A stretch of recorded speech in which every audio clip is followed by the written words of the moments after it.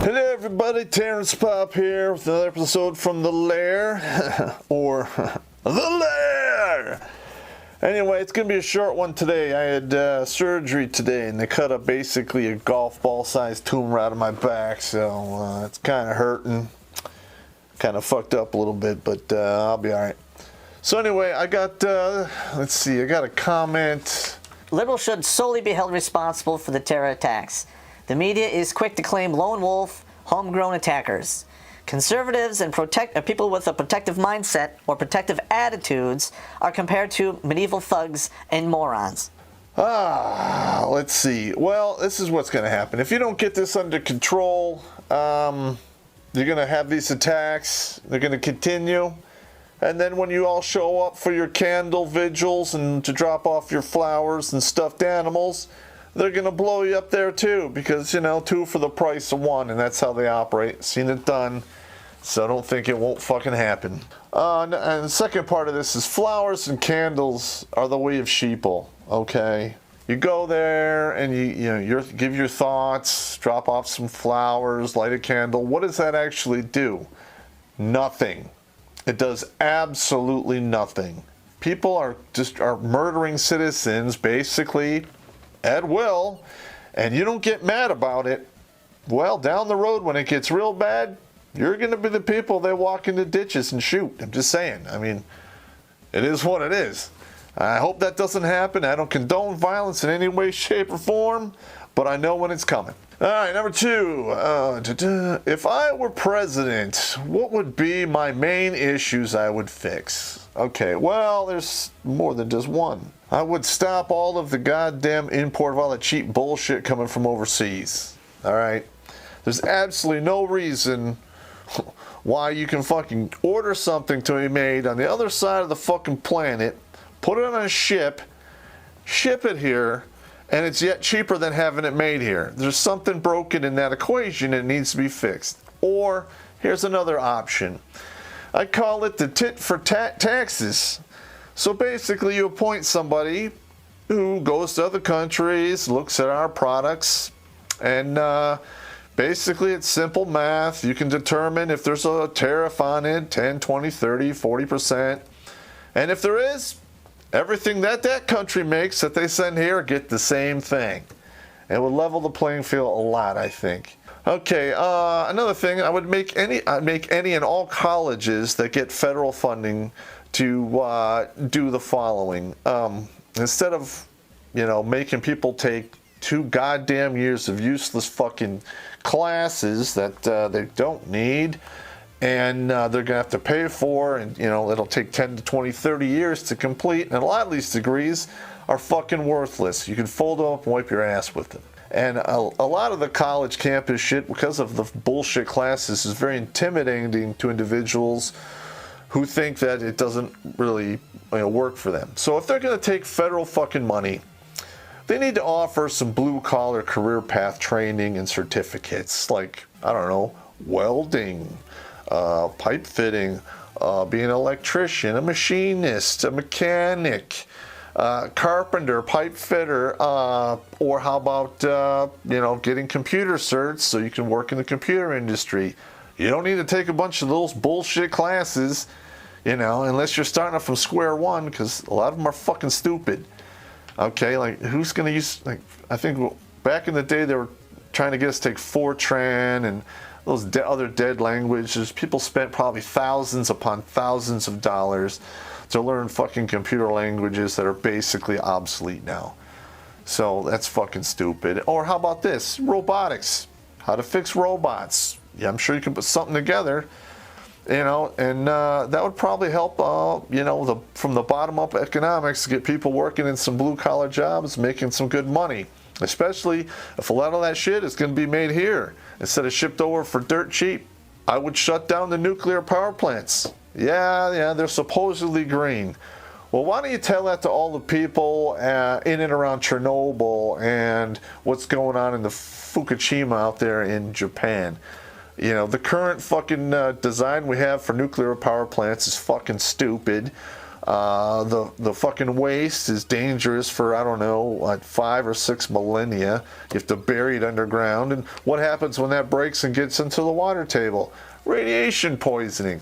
People dying in droves. Not that we don't need that because there's too many people, but I think the nuclear power plant thing is absolutely asinine. You know, I would probably suggest we, I don't know, convert some of the states in the middle of the country. There's whole large areas that you could probably put solar panels up at like 10 or 12 feet, have them, facing towards the sun. They track the fucking sun and then they go down. And then, hey, you could probably hook them up to some, deep water aquifers and actually water the desert every 2 or 3 days and change the face of the fucking planet, have more green. Okay, and then that would also help with a lot of these fucking carbon emissions.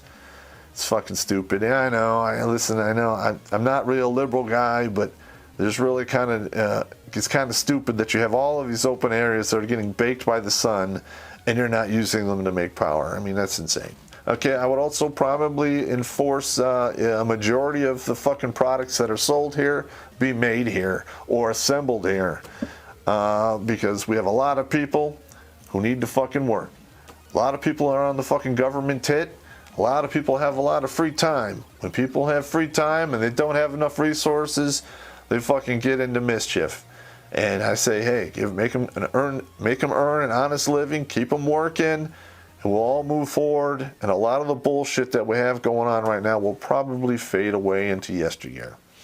And finally, and this is going to make me uncomfortable for a lot of young people out there, but I seriously think you should do a mandatory federal service from 18 to 20.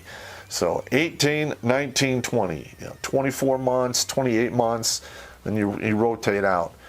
But a lot of these people are, they're living behind the safety of 5 fences. Check out the episode. They're seeing shit on the news that the government wants you to see. And there really is no substitute for taking your happy ass, moving away from your house, minimum of 500 miles. And, maybe you're in the federal work program where you're helping fix the roads, the infrastructure, learn how to work concrete, do basic construction stuff. Or go in the military as an enlisted dude and go see the world. Again, the military thing, a lot of guys out there don't like that, but it is what it is. And I have a feeling in the near future, they're going to need a military because shit's going to go awry. Let's see. This is a hater one here. See, I feel sorry for your daughters. All right, let me just count to 5. Go to my Zen place. Don't let anger get involved. Okay, I feel sorry for your daughters. They have a barbarian as a father, who is ignorant, evil, brutal, a sadist, and a psychopath. Okay, well, if you've watched my videos, it's all original shit, and if I was ignorant, I wouldn't have thought that up for the past 4+ fucking years. Evil, yeah, I'm an evil motherfucker, alright? But I'm the evil you know, which is better than the evil you don't know. So when shit's fucking going crazy and the enemy's at the gate, you come and find guys like me. And we are fucking brutal because that's how the world is. All those fucking liberals out there who think the world's gonna be all fucking champagne and roses. Yeah, go over there in the fucking Middle East or down to South America or some of those other fucking crazy shithole countries and just see how quick you get your attitude adjustment. Okay, and a sadist, not a sadist. I don't take pleasure in giving people pain. I will do it, but I don't take any pleasure in it. There's no honor in that, but it is a job that needs to be done. And a psychopath. Okay, have you actually looked up the definition of a psychopath? I'm under full control of my capabilities. I don't think I'm insane. I mean, I have some crazy ideas and I stay up late at night. But I would say that I am basically been trained as a sociopath. In my line of work, you have to do things, you turn off the emotions and you get them done. Doesn't make me a psychopath, and you're an idiot. As for my daughters, I drive 500 miles one way, usually 2 to 3 times a month to hang out with them for basically 40 hours. Friday, Saturday, part of Sunday. Maybe it's 46 hours. I taught my kids how to gamble. I started gambling with my girls when they were like 4 and 6. And we play Risk for money, we bowl for money, putt golf for money. You know, I taught my girls how to play poker, 21, gin rummy, the whole deal. You know, we do the video games. We don't play those for money.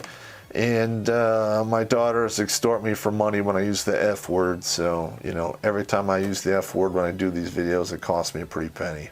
But it's well worth it. What are some of the most valuable things you carried with you when you were on mission or deployed? Well, we're going to have a little show and tell here. You can get iodine tablets to clean your water, and it basically kills the majority of the bad shit in your water, but it doesn't filter out a lot of the stuff, so the water you drink is basically absolutely filthy. So when I went, I usually took one of these. It's a water purification pump, hand cranked. I think it'll fill 2 swimming pools, filters out pretty much everything. And then you put an iodine tablet in it, make sure everything's dead, and this has paid for itself over and over and over again, because you can only really go 3 days without water. And if that water is not clean, you can probably go for another 2 days before you shit your brains out and possibly die from dehydration. Another item that I thought was absolutely crucial is having a good knife. You gotta have a knife that's long enough that will penetrate into a individual's body far enough to cut vital organs and arteries, and thus reducing their blood pressure to 0. This is one of my favorites. I carried this in Iraq. It was a Jungle Lee Hatari fighter. This one was made in Taiwan. I have 2 that were made in Japan, which are incredibly valuable. And the one I took to Iraq, I will never part with. I will probably be buried with it, so I'll have a weapon to show at the gate when I go to Valhalla. But, you know, up close and personal, a good knife. You keep it clean, you keep it sharp, and one dark night, it'll save your fucking life. It has me. Okay, but I will say this. When you have to stick a fucking knife into another human being, is not a pretty thing. People just don't fall dead like in the movies. There's a lot of goddamn screaming, and it is the equivalent of mental rape when you do it. So I hope to God you never have to. All right, another thing here is this is my Ranger handbook. And this is the actual one I took to Ranger school. I have it in plastic, and it's pretty much everything that you need to know about ground combat, patrolling, knots, and everything else to do with low-intensity ground warfare and infantry warfare. Yeah, so this is the one they issued me in 9 of 90 when I went. Yeah, so this came invaluable. What you have in this little book is basically 4 or 5 field manuals that weigh about 2 to 3 pounds apiece, and this Ranger handbook is roughly 1/6 of 1 pound, and well worth it. You know, the ones you get today are a little thicker because they're written for college educated. The smaller ones and the older ones were written for people with a high school education. All right, this next one is going to blow your mind, but I'm going to tell you, this has saved my ass more times than I can count. And I call it the pocket ref, okay? I mean, there's everything in here from electronics to explosives to geometry to types of acids and different types of batteries, how to distill stuff. It's like having a physics, chemistry book, tells you about the moon phases, you know, how to, you know, well, the older ones actually told you how to, you know, mix up explosives for farming, like taking out stumps and stuff. But the newer ones, it's been removed, but you can get sections you just add on to the back. I mean, this is amazing. And it doesn't require batteries. You just have to keep it dry, and it costs maybe $11. Well worth the money right here. And I know I'm blowing your minds because you're like, oh, wow, books. I thought you'd have some cool stuff. Okay, now here, okay, well, this peanut butter has a lot of fat and calories in it. Now, typically, eating peanut butter, you know, with a spoon out of the jar, people find that reprehensible. Unless you are in the field and you are running short on food, you can pretty much stretch this out to last about a week. You take a tablespoon once in the morning and a teaspoon in the evening, and then you take a multivitamin because you will always be sweating out all the minerals and stuff that you need. Okay, now you'd be surprised how far you can get on these two things.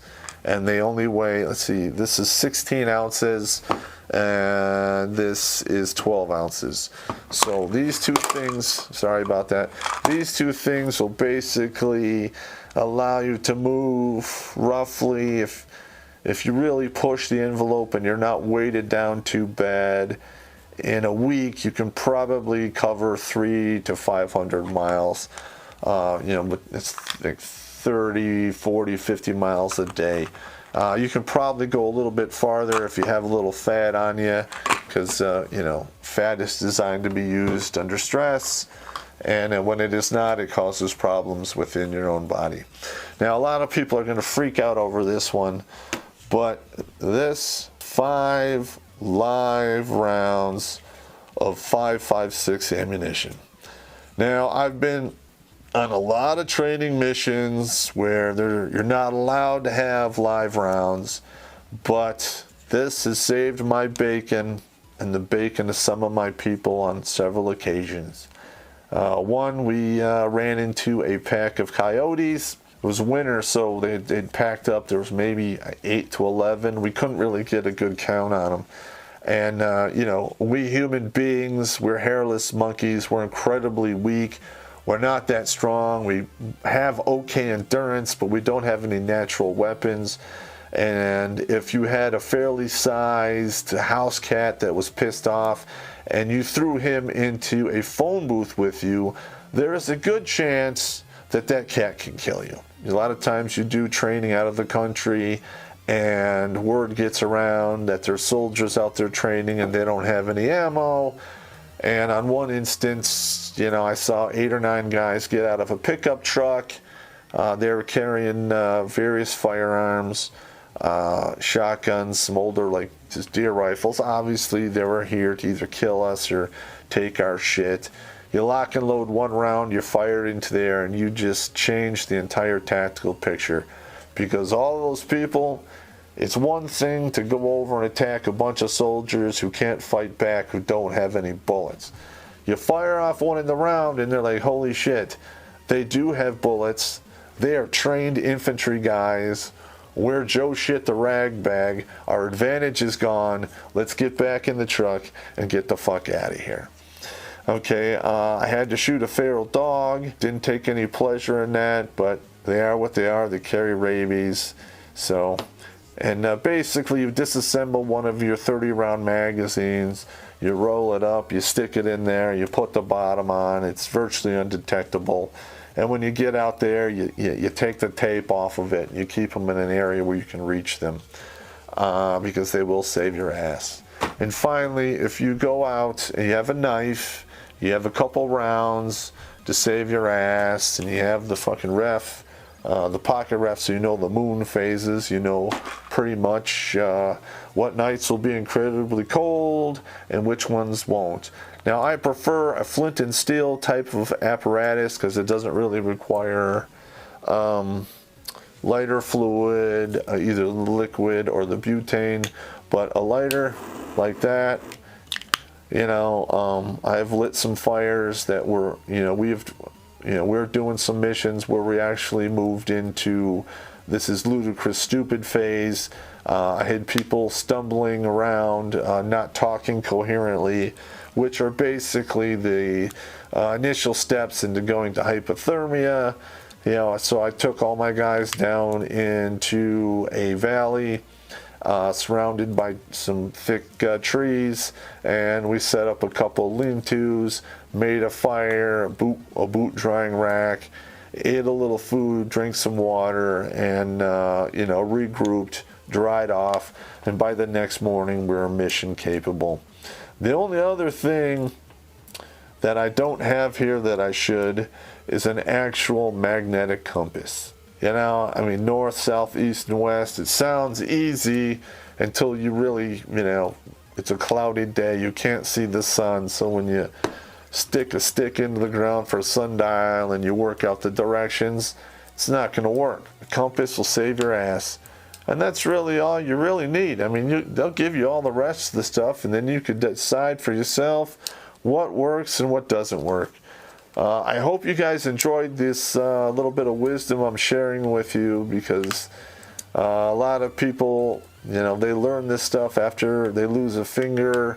They go into hypothermia and they got to get picked up by a helicopter, or they get bit by a couple of coyotes and have to spend a month getting fucking rabies shots, which I don't recommend. So with that being said, gentlemen, that was just only 5 questions, but some of them were fairly in depth, and I hope you appreciate the wisdom I'm trying to share with you here, not only in how to get along in you know, society and some of the sneaky bullshit that women play to basically marry a guy, get 2 or 3 kids out of him, jettison his ass, and then soak him for money for 18 to 26 fucking years, which in my opinion is absolutely ruthless. And I am just trying to, how shall we say, even the playing field. But anyway, that's me. Painkillers are starting to kick in, and you know, this is one of those nights with a lot of pain. So we're going to have to go with some liquid sleep, because I'm going to drink this shot of tequila, and roughly 20 minutes from now, I will be long into my strain of horrific nightmares that I have virtually every night. And you actually get used to it after a while. And some nightmares actually make great plots for books I'm going to write down the road. So here it is to you. Salute.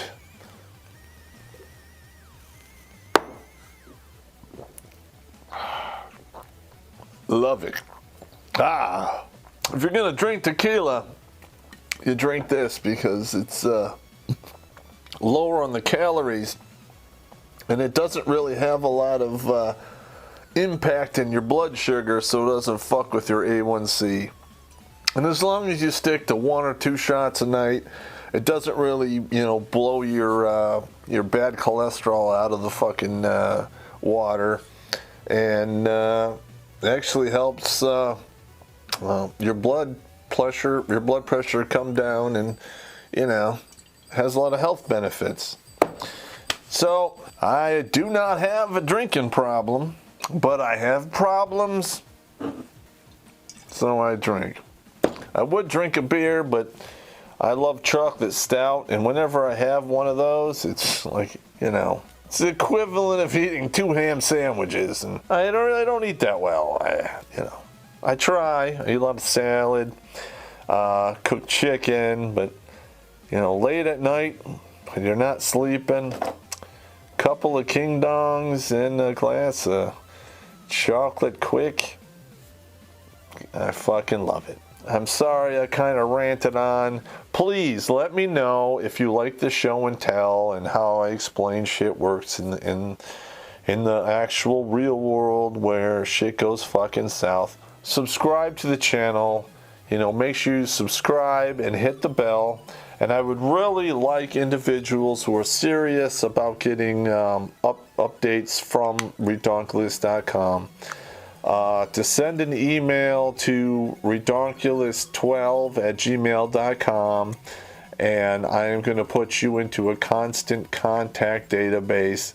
So instead of waiting for YouTube to send you emails, which I believe from communicating with other red pill philosophy individuals, that they are slowly but surely being strangled. And if I can send these new shows or ideas to you directly, another thing that I would appreciate, if I send you something cool and you just send it to 5 people. And if I get 10,000 people on this email list and they send it to 5 people, it could grow pretty big. to the point where hopefully next year I'm sending out 100, 150 emails, 3 to 4 times a week. And I think that would be, a really good shot across the bow for a lot of these feminists out there who have no sources, and their arguments are basically, revolve around feelings, which have the maximum effective range of an excuse, which is 0 fucking meters.